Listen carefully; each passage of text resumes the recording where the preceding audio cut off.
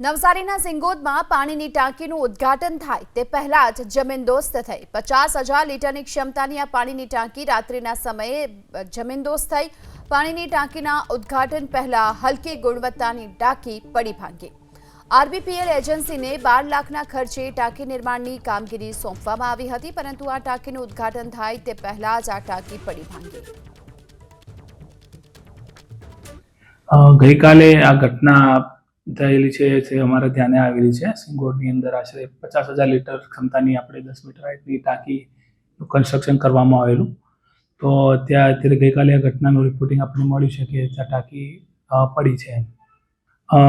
આશરે 50,000 લીટરની ક્ષમતાની આ ટાંકી હતી અને અંદાજે 3 મહિના ઉપર થયા હશે કન્સ્ટ્રક્શનના, અને એની estimate amount I think 12 lakh જેવી છે, જેનું પેમેન્ટ તો અત્યારે કરવામાં આવેલું નથી એજન્સીને, પણ એના ટેસ્ટિંગ પહેલાં જ એજન્સી ત્યાં જમીનના રિઝનના કોઈ વોટ્સએવર ભંગાણ થયેલું છે।